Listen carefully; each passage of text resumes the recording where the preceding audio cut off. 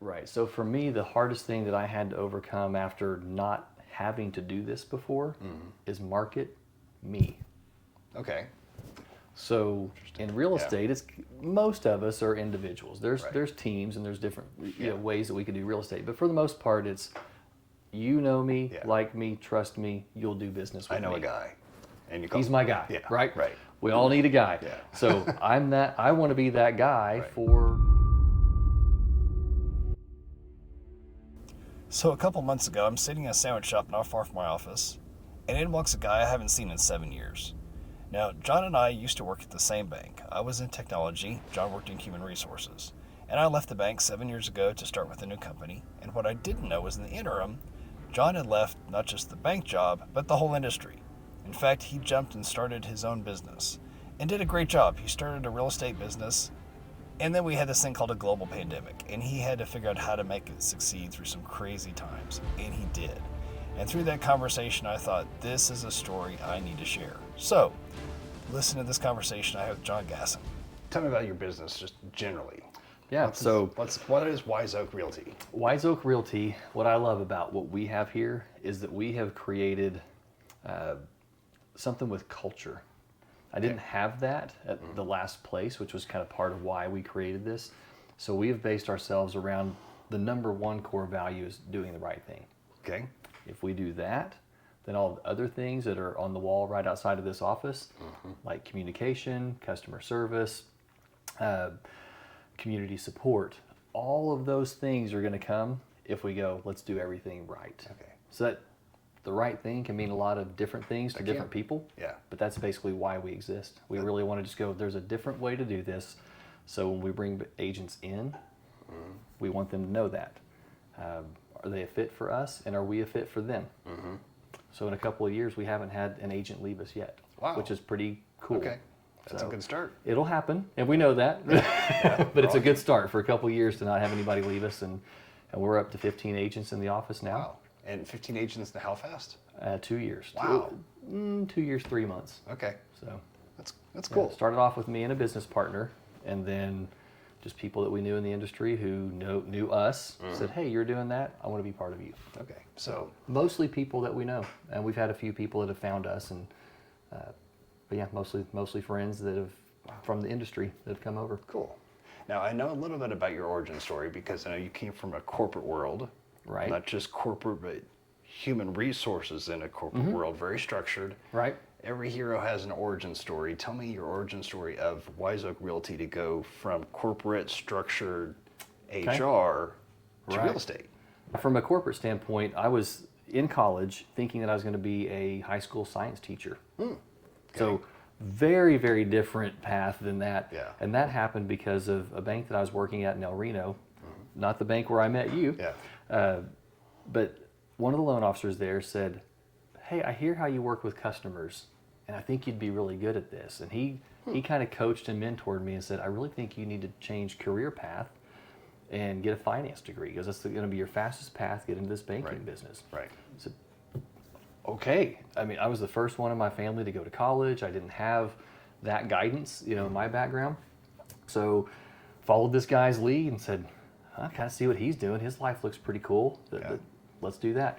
So finance degree, turn around, graduate with that. On a Saturday and Monday, I start my first professional job as the ATM network manager at MidFirst, which was where we met.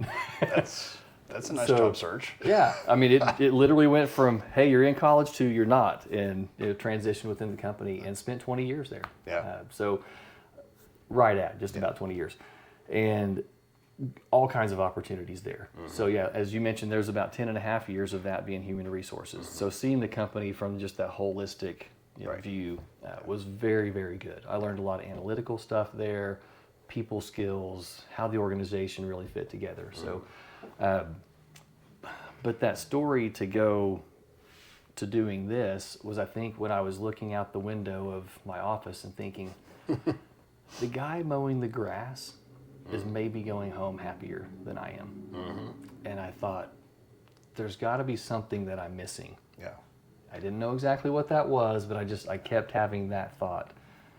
Obviously, that creates some dissatisfaction after a while, and you go, there's something burning. I don't know what it is, Don't know what that change would look like, but that change is where I sit today. So Okay. there's obviously a story in between that. So it sounds like it was not an idea that came to you suddenly. This was not an epiphany. This was a dawning, is what this sounds like to me. Yeah. It's like sun rising or something. For sure.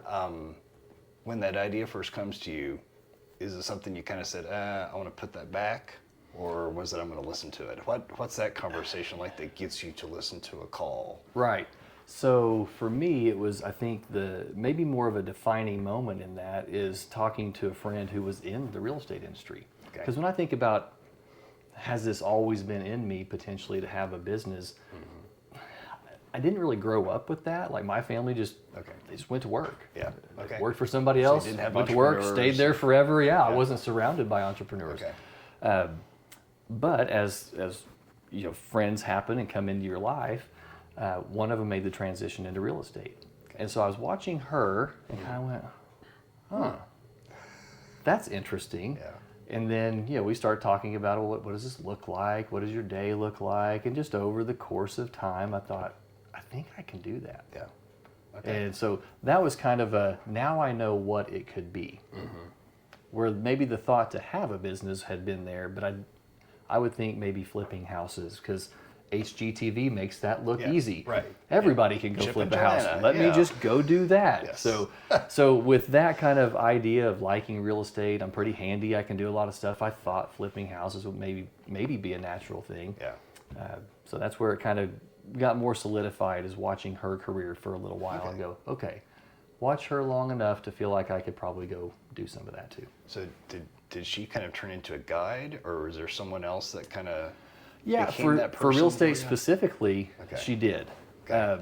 As far as business ownership and some other people that I've watched, we have some other friends who are really successful small business owners. Okay. And I liked seeing what they were doing as well and going, okay, they did it. How did they do it? What's it take to get started? So had some mentors along the way on that side as well. Okay. So it kind of sounds like there's not just a person, but there's kind of a team Yeah, that's kind of for sure. of the one, you know, because we all have these people that come in and out of our lives. How do you find that one and say, I want to emulate that? What is it that's attractive that As a- draws you in? Is it, oh, look, he's got the Lambo. No. Though he had some cool cars. No, I think honestly for me, and this is where I tease them a lot and say, when I grow up, I want to be like you. Yeah. They're maybe 10 years older than Right, me, right. but when I grow up, I want to be like Yeah. you. And so I've just told them that forever, because what I see and would like to emulate and think I'm getting closer to being there now. They're extremely humble and generous people. Okay. They're able to be generous because of the success they've had in business. Those are just great qualities. They're not, look what I have. Right. Let me show you how awesome I am for being so great at running this business. It is, if they've earned something, they invest, they're wise, but then they want to turn around and give. Okay. And I have no idea the extent to which that would be, Okay. but it's pretty awesome. And so just seeing that humble and generous, spirit from them is great. Okay. You've said some interesting words so far about do the right thing, humble, giving. It seems like you've got some underlying value that helps drive who you pick to draw you on Yeah. a journey. For sure. Okay. For sure. I think the people that I would surround myself with are positive. We can all have internal dialogue that may not be, right? Yeah. So Yeah. we need those encouragers Right. and we need those supporters and mentors. And those people certainly fit that. The friends of ours that have their success and see what they have certainly model that Right. greatly. So the last few years in our global society have been interesting. We're on the path on the other side of 2020. It's been an interesting time to start a business. What have been some dragons that you've had to slay along the way? What's the adversary in your journey that you've had to face? But like I just said, we have this internal dialogue that can be negative. Yeah. Sometimes I think I'm my own worst enemy. Oh, yeah. You I know- think that's the human condition. Yeah. So I think for me, it's okay. Stop hearing that voice. Believe what other people are telling me. Believe what other people see in me. Right. So I think I have to get over my own worst enemy Okay. being me. Yeah. outside of that, though, the things that I can't control, the biggest one of those being what you just alluded to is Yeah. I didn't know COVID was coming. Yeah.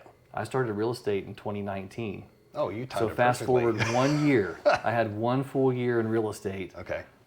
and then COVID hit. Yeah. And I thought, nobody knew. Yeah. I have nothing. I mean, career-wise, this was it. Right. I'm all in. Right, This okay. is what I'm doing. And COVID hits, and we just think the world's shutting down. Yeah. And we have no idea. Yeah. And then it got super crazy. Yeah. I didn't control that market. Yeah. So if I had anything that I could just go, hey, if I could just make it nice and easy, very predictable, 5%. nice and smooth, keep 8% interest growth, rates where yeah. everybody's happy Yeah. and things are happening, boy, that'd be great. No. So the market is something I certainly can't control, but there's always people who need what we do. Yeah. Whether it's a job transfer, they're getting married, they're getting their family's growing. There's unfortunately people pass away as well. That creates a need for families to sell change. properties. Right. Life changes. Life events are always going to happen. Yeah. So we're always needed, but that demand being driven by what happens when interest rates go up, we don't get to control that. Yeah. So the necessary things are happening. The extra things aren't necessarily happening. That can impact all of our businesses in this industry. So you said something about it kind of sounded like there was no plan B. You know, when you face that wasn't. hard thing, Yeah. what's the thing that inspires you to just, okay, I gotta go face the dragon. It's a bad day. Absolutely. How do you do it? So for me, when I left the corporate world, I don't think I knew how much pressure I felt, whether it was right or wrong, or if I actually needed to carry that kind of pressure. Right.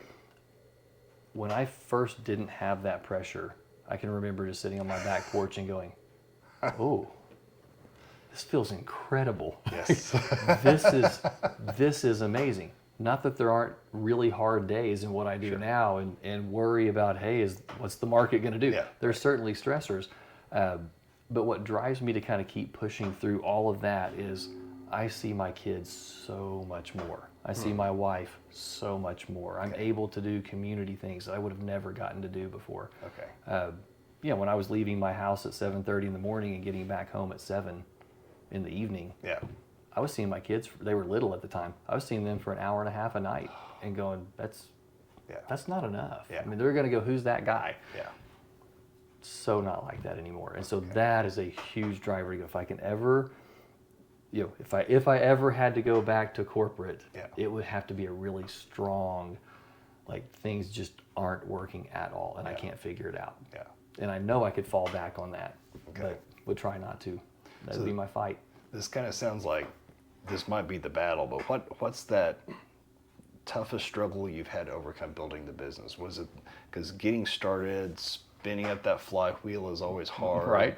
Finding the right people. What was the battle that really just said, I don't know what the rules are for this? Right. That's such a good question, because for me, being 20 years really plus, because if you look at college years of working at a bank just in a different capacity, It's I'm safer. 24 years of banking. Yeah. The rules are already written. It's safer. Absolutely. Yeah. Right. So for me, the hardest thing that I had to overcome after not having to do this before is market me. Okay. So in real estate, it's most of us are individuals. There's teams and there's different ways that we can do real estate. But for the most part, it's you know me, like me, trust me, you'll do business with me. I know a guy. And you call He's him. my guy, Yeah. right? Right. We all need a guy. Yeah. So I want to be that guy Right. for my family, for Yeah. my friends. And I had to have this mindset shift that said, when I first got in it, I was not comfortable marketing to them. Right. Hey, Yes. so guess what? I'm in real estate now. I've never really called you on the phone, and now I'm calling you about a business thing. And that was just very uncomfortable. I've gotten way more comfortable with that now because I've shifted the mindset from I'm here to sell you something to I'm a subject matter expert, and I don't want you to be experiencing this with somebody else who isn't good at what they do. Okay. Right. And I know confidently I can guide you through this and do really well. You shifted the value statement. Absolutely. The value is, you know me, like me, trust me. Go ahead and work with me and have your friends and family work with me as well. And now I'm not selling me, I'm selling an experience that says you're going to get something really great. So you had to change something from the beginning. No, I'm not selling you Tupperware. Right. To I'm adding value to you. Yeah. That journey has a path on it. And on that journey, there is a place where you sit there and say, I can't become this. I'm going to walk away, or I can become this. I'm going to just stay on this path until I figure it out. The hero is the one who stays on the path. Yeah.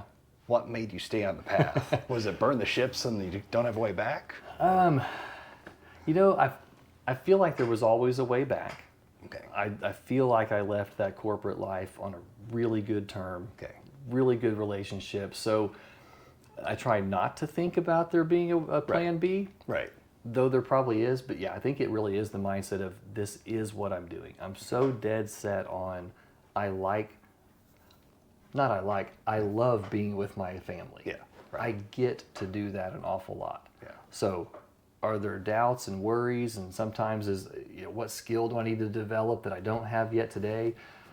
All of that is worth that struggle to go, no, I see the end result.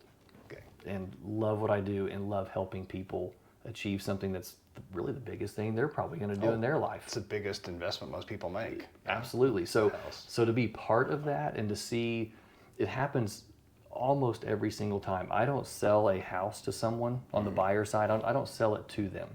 I help them. I facilitate it. I'm their guide. We get to the closing table, but they walk in the front door and then I get to see it happen. Just about every time where they go, this is it. Yeah. Nothing I say, nothing I've got. I mean, it literally is every time. They just walk in and see that. So that's a huge joy to go, I got to be part of that. Okay. And that pulls you on that road. Absolutely, yeah. So no part of life is static. Something's going to change again. The next bad day is going to come. You're going to face some other, Chairman Powell's going to say interest rates are going to 15 or 2, somewhere in between. Do you think you get to face that hard time again? Do you have different skills to face it now that you didn't have 3 years ago? So, yeah, I think, for me, I'm constantly trying to learn. Right. We don't always know everything that there is to know. So in this industry, there's plenty of continuing education opportunities. There's conferences we can go to, seminars. The internet is full of things. There's books to read. There's a lot of information about it. So certainly that constant growth is there. And I think just now, long enough in the business to believe that I can make it through this. Okay. And doing a way better job than I did when I had the security of a corporate position. Of going, I need 3 to 6 months of savings in the bank. Right. Yeah. And finally, we've been able to achieve that. That doesn't happen overnight either. Yeah. I have 3 kids, and we have a mortgage, and we have life, and so it's taken some time to get to that place. But having that safety net says, okay, breathe a little bit. If the market has some shift, we have a little bit of time. Don't panic. Don't rush back to something. Yeah. So I think that's critical. I think managing finances is a big part of that. Oh yeah. I heard money doesn't solve all problems, but money solves money problems. Yeah. And that gets you absolutely. down the road. It's helpful for some reason. It does helpful. Tell me about what different kind of person you are because you chose this journey. Because it could have been corporate, it could have been safe and structured. You're not the same John. Right. You were. So I think the biggest thing that I've noticed is that people are people. Okay. I think in the corporate world, I worried too much about a title that someone else had. Yes. Especially those above me. Right. And maybe I didn't always express my opinion. Maybe I didn't always push what I thought was best because I would assume what they would think. Right. I was probably wrong in those assumptions many times, but because of their position and respect, I'm not going to push against that and structure. And I think now I just see people that they're people. We all have health issues. We all have worries. We all have stresses. We all have things. Yeah. I've met so many people and worked with so many people now at all different levels that I don't see them in their work mode. Right. I see them in their shorts and t-shirt going to look at houses because they're comfortable and they're off work. Right. We're all those people. We're all those people. So I think that is something I see that and feel that now. And I don't feel intimidated by who is that person, and do Yeah. I worry about that? That I'm going to treat the executive the same as I treat the first-time home buyer, and the first-time home buyer the same way I treat the executive. There are people needing what I can provide for them. So and that vision is a superpower, because a lot of people never get that. Yeah. And that allows you to, because once you can connect to someone at a human level, you have a power to just have an actual relationship, and that changes Right. everything. right, So now that you've got that change, tomorrow's gonna be a different day. To what do you need to change Yeah. to next? so look forward. because of the journey, Right. and getting to this place, and maybe this safety net, and feeling like, oh, I'm okay. Got this. Do I just kind of put the brakes on a little bit? Do I Right. let myself have too much freedom? Do I take a little bit of liberty Right. with, time? Yeah. I have to continue to push. Yeah. Not push because we don't have enough or it isn't enough, but you can't grow complacent. Right. So for me, it's that tendency could be complacency on out of one side of my mouth, but then it's, well, hey, so and so's doing this, and why we do that to ourselves, I don't know. But I think I have to not get comfortable. I have to just continue to grow, so that in the time that it isn't great, Right. that market share can be captured already. Okay. So I'm a real believer we communicate in a lot of ways. We communicate in words, we communicate in writing, but the loudest way we communicate is how we act. Yeah. What message are you trying to communicate in your actions? Either through, and I would say because you're a business owner, not just your actions, but this Yeah. business's actions. What do you try to communicate? So for me, one of the top priorities in my world is how I come across as a Christian man. So as a person for my wife, my kids, what example am I being to them? That's very important to me personally. Right. So with that comes that core value that we talked about of doing the right Right thing. things. So in a business setting, you can kind of take that and go, okay, I don't have to preach, Yeah. No. but I can say I can do the right thing Yeah. and live a life that says I do things this way, Yeah. and let people see that. Yeah. So that maybe like I do with the mentors that I have and want to be like them, they can go, there's something different about that guy. Maybe I will want to be like that. Right. And so I think that's the biggest thing that I'd like to try to communicate is just, are my actions lining up with what I say? Right. And that's huge. That's a big responsibility. And Yeah. as broker and owner of Wiseau Realty, that's certainly something that Yeah. people are looking for that.